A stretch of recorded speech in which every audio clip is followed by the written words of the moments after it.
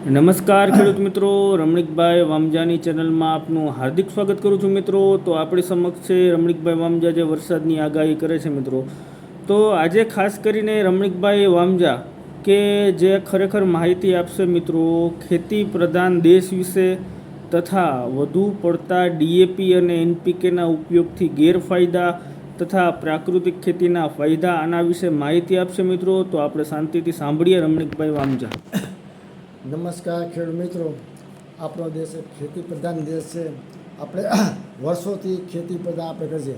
આપણું દેશની અંદર ઉત્પાદન કેમ વધારે સારું આવે એનું આપણે એક માર્ગદર્શન આપણે ખાવું એક ઈશ્વરની ઈચ્છા છે. અત્યારે જે આપણે કપાસની અંદર વળગ્યા, જે કપાસની અંદર 25-30 વર્ષ પહેલાં 35-40 મણ કપાસ થતો, અત્યારે કપાસ 10થી 15, કારણ કે આપણે રાસાયણિક ખાતર ઉપર અને દેશી વિલાયતી દવા ઉપર આપણે ગયા હતા અને ઉત્પાદન ઘટતું જાય અને માણસને મોહ માર્યો છે.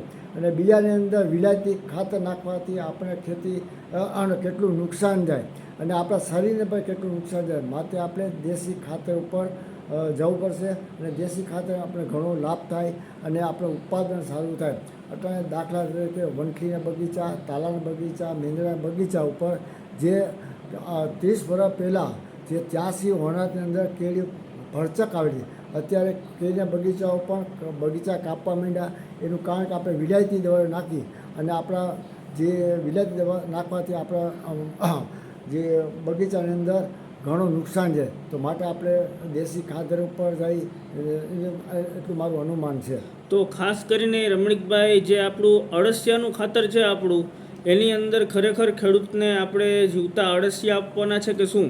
હા, આ એક દેશી ખાતર છે અને અળસિયાની અંદર જે આપણે જમીનમાં ખેડૂત આપણે મગફળી વાવી, ઘઉં વાવી, બાજરો વાવી અને એરડા વાવી અને તુવેર દાળ વાવી અને સોયાબીન વાવી, તે અળસિયાના ખાતરથી આપણને મહિનાથી પછી જમીન આપણે ફૂલ જે મોકલી નાખે ટૂંકમાં, અને જે પેક નાખે ફળદ્રુપતા મળી ફળદ્રુપતા જમીન કરી નાખે એટલે અને જમીન અળસિયા થાય, વરસાદ થાય એટલે અળસિયા નીચે ઉતરે ને આપણા રોગ કોઈ પણ જાતના અંદર આવવા દેતા નથી.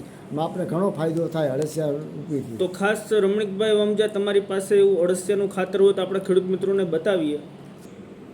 તો ખાસ કરીને મિત્રો આપણે જોઈ રહ્યા છીએ આ અળસિયાનું ખાતર છે, દાણાદાર જેવું ખાતર છે, કાળી ભૂકી જેવું ખાતર છે મિત્રો, જ્યાં અળસિયાની સંખ્યા પણ આની અંદર વધારે છે. તો આપણે ખાસ કરીને આ ખાતરના ઉપયોગથી વધુ ઉત્પાદન મેળવી શકીએ મિત્રો, તથા ઓછો ખર્ચ થાય અને વધુ ઉત્પાદન મેળવી શકો મિત્રો. તો આ અળસિયાનું ખાતર જોઈ રહ્યા છો, આ અળસિયા છે મિત્રો જે તમને દેખાઈ રહ્યા છે. આ કાળી ભૂકી જેવું મિત્રો ખાતર આવે છે.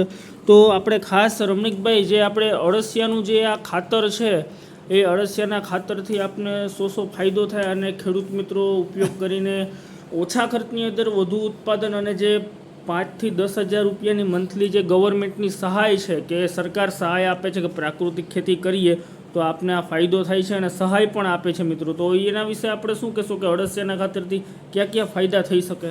અળસિયાના ખાતરથી ઘણો આપણે ફાયદો થશે.